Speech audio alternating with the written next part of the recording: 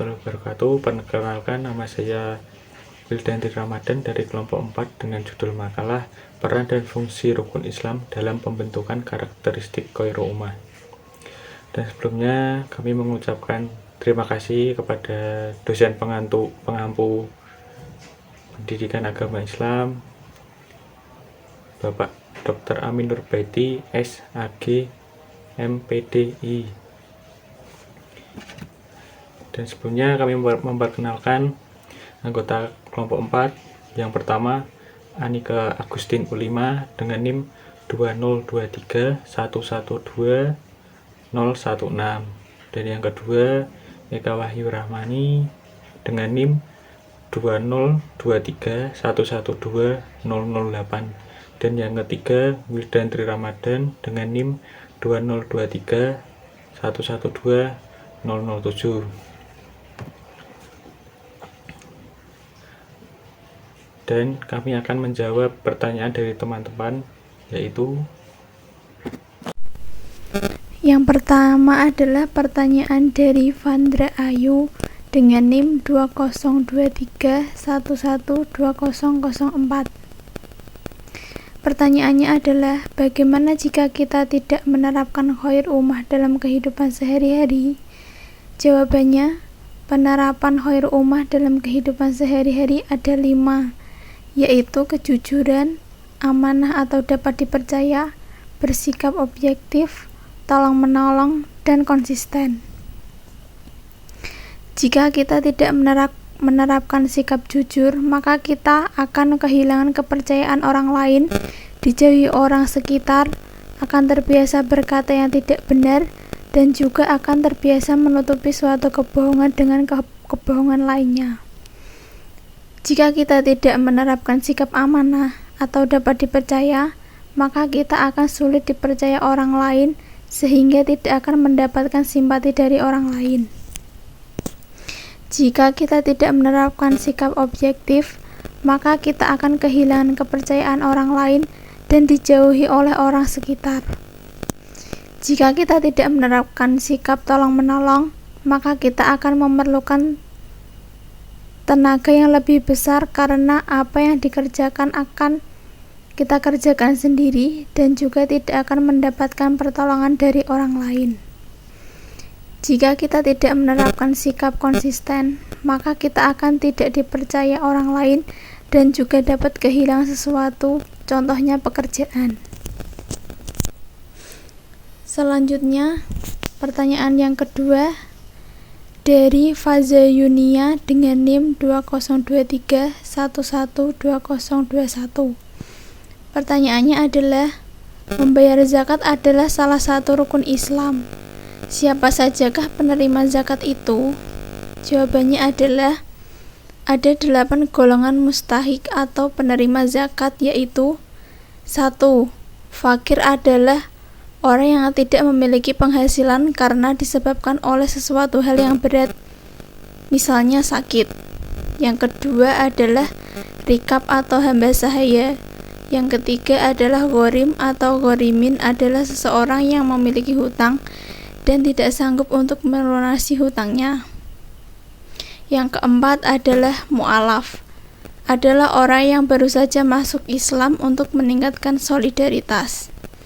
Yang kelima adalah fisabilillah atau pejuang agama Islam.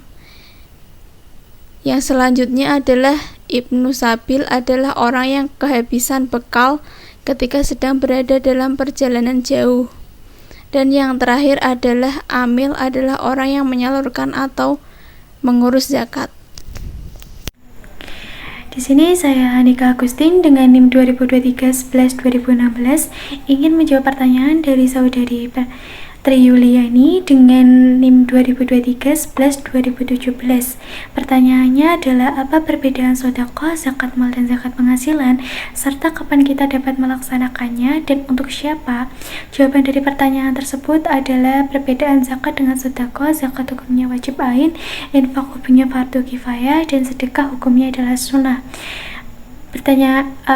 Penjelasan dari pernyataan tersebut adalah zakat hukumnya wajib. Wajib sendiri adalah dilakukan akan mendapatkan pahala, dan jika tidak dilakukan akan mendapatkan dosa. Zakat sendiri merupakan salah satu rukun Islam yang wajib dipenuhi dalam agama Islam, atau wajib dilaksanakan oleh umat muslim untuk menyempurnakan dalam ibadah umat muslim. Sedangkan sedekah sendiri adalah hukumnya sunnah. Sunnah sendiri adalah dimaksudkan di sini adalah boleh untuk dilaksanakan atau boleh untuk tidak dilaksanakan. Dilaksanakan akan mendapatkan pahala, dan jika tidak dilaksanakan tidak akan mendapatkan dosa.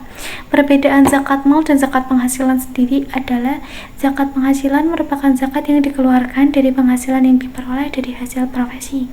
Zakat penghasilan sendiri merupakan zakat yang diperoleh dari hasil atau gaji atau penghasilan dari pekerjaan kita.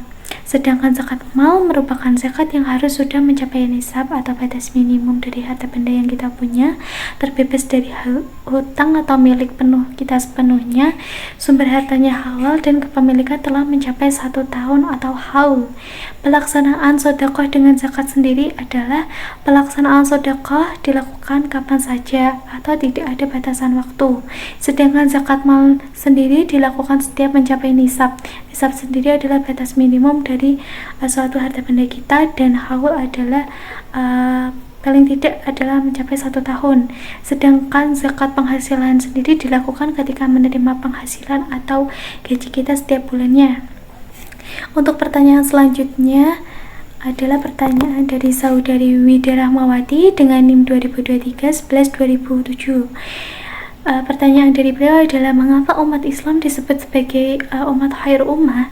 Jawaban dari pertanyaan tersebut adalah karena umat Islam adalah umat terbaik yang selalu menyuarakan kebaikan dan melarang kemungkaran, dan selalu menjadikan hidupnya penuh keseimbangan dan kebahagiaan dunia dan akhirat, sekaligus menjadikan Islam sebagai rahmatan lil alamin.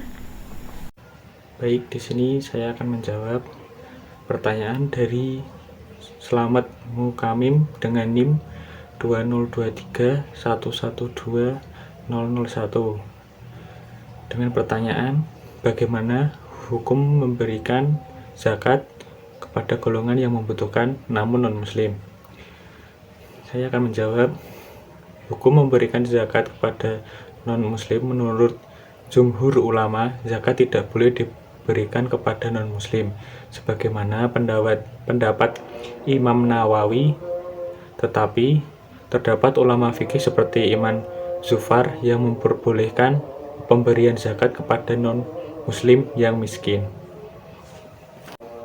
Baik, pertanyaan berikutnya dari Natasha Fitri dengan NIM 2023112011 dengan pertanyaan, mengapa rukun Islam memiliki peran penting dalam pembentukan khair ummah? Saya akan menjawab, karena rukun Islam adalah 5 dasar yang diajarkan dalam agama Islam, yang di dalamnya terdapat perintah utama dalam menjalankan kepercayaan yang sudah ada di rukun iman. Khair ummah adalah umat muslim yang senantiasa menyerukan kepada kebaikan dan menyuruh kepada yang ma'ruf dan mencegah kemungkaran. Peran dan fungsi penting rukun Islam dalam pembentukan khair ummah sebagai berikut. Syahadat sebagai latihan lisan pembentukan kepribadian muslim. Salat sebagai latihan jiwa raga pembentukan kepribadian muslim. Puasa sebagai latihan pengendalian nafsu. Zakat sebagai latihan kepemilikan materi. Haji merupakan pusat pelatihan segalanya bagi seorang muslim. Itu tadi beberapa pertanyaan yang telah kami pilih untuk kami jawab. Saya selaku notulen mewakili kelompok 4 mengucapkan terima kasih kepada teman-teman dan memohon maaf kepada teman-teman jika pertanyaan dari teman-teman belum terjawab pada kesempatan kali ini. Saya juga meminta maaf jika masih banyak kekurangan pada presentasi kali ini, dan mohon maaf jika jawaban dari kelompok kami kurang memuaskan. Semoga presentasi kali ini dapat bermanfaat bagi kita semua. Selanjutnya kami serahkan kepada Bapak Nur Amin Nurbaidi, Sarjana Master Agama Islam selaku dosen pembimbing di Pendidikan Agama Islam. Silakan Bapak menambahkan materi dalam presentasi diskusi kali ini untuk menguatkan jawaban dari presentasi kita. Akhir kata, wassalamualaikum warahmatullahi wabarakatuh.